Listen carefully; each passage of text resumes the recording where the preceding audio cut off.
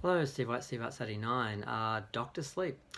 I had no idea this film was happening. I didn't know Stephen King had written a sequel. I heard about it after a while, and I was thinking, well, this is going to be great. I didn't know much about it. All I knew was that it was dealing with the adult Danny and him dealing with the trauma of having The Shining and living with that.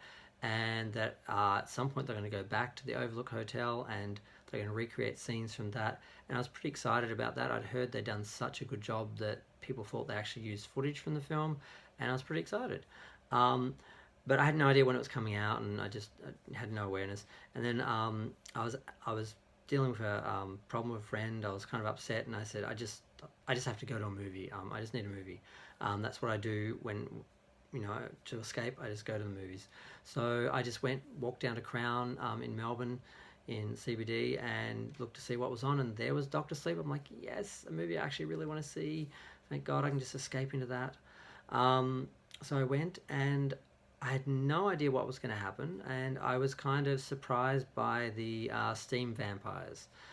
Now, I assumed that the story was just about Danny dealing with living with The Shining and growing up with The Shining, and that he would be helping some other children come to terms with The Shining and dealing with it, and helping them so they have an easier time of it than he did. And that's all the movie needed to be.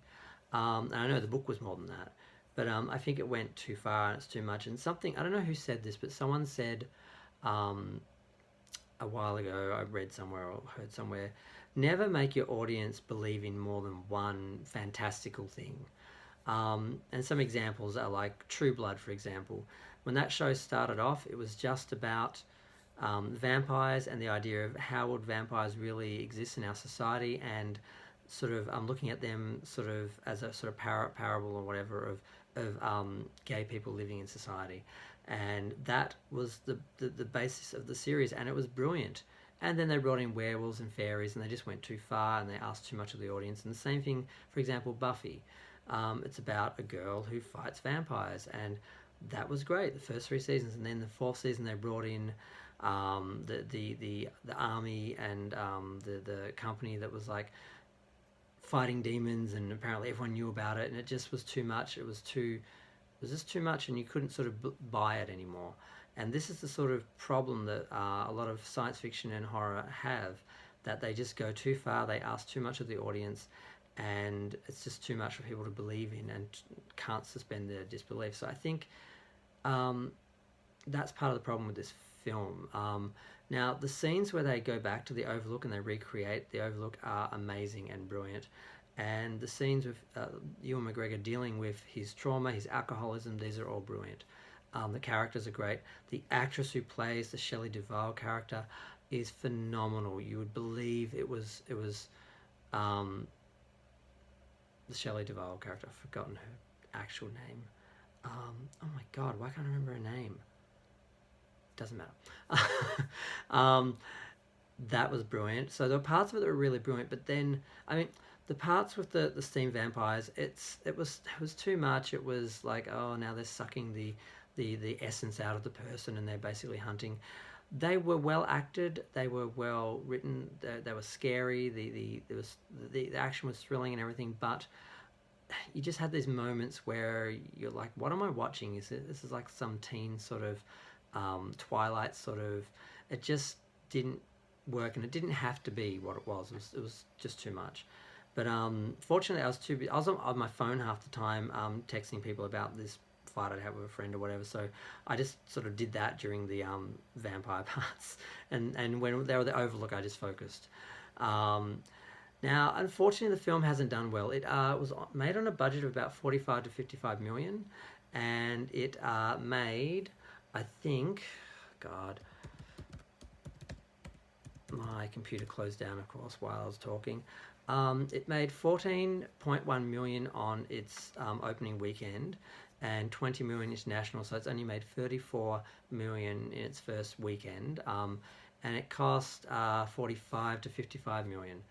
So not a not a huge budget by Endgame sort of standards, but It a decent budget, and it looks like it's kind of being called a flop. Now it may have legs because it's not the sort of film people are going to rush out like it's a big blockbuster. It may get some good word of mouth. Like despite the vampire thing, the rest of the film is worth seeing and brilliant. So I can see it having some legs and lasting and making a little, not dropping off as much, not having that big weekend and the big drop off. So hopefully it'll be okay. Hopefully it'll do well. I loved it. I thought it was brilliant. I forgave the vampire parts because they were scary. I was scared for the characters, but it just was this extra action element. I just didn't think the story needed. I would have rather just a somber, dark, sort of scary horror movie rather than sort of an action, Lost Boys sort of. That's even giving it too much credit. But yeah, I'm just gonna leave it there, I guess. It's what's it making? It's made 553.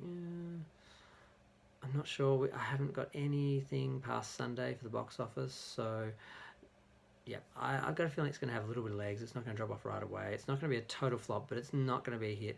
And I don't know if that's because they didn't publicize it well. Like, I didn't really know it was coming out. Probably a lot of people didn't. Or maybe it's just the fact that it is this sort of different story and it's a bit too far removed from The Shining for the people who are familiar with The Shining and wanting a continuation. But I'm fairly sure that was in the Stephen King novel, so it's not like the filmmakers have ruined his film or something, or ruined his book or whatever. But yeah, feel free to let me know what you think. Feel free to like, feel free to subscribe, feel free to comment. Comments are good. I'd like to know what people think. I haven't heard much about what people think about it. I've just looked at the stats and people sort of saying don't write it off yet. It's not a bomb. But other people saying it's underperformed. And if you look at the numbers and the budget, you can see it hasn't done as well as I thought. But I think it might have a little bit. It might not fade off right away. But I'm a little disappointed that it wasn't bigger. But yeah, I don't think they promoted it well enough. But I'm going to leave it there. Thanks for watching. And like I said, I really want to know what other people think, because I haven't seen anyone else who's seen it or really seen many reviews or anything. So let me know. Thanks.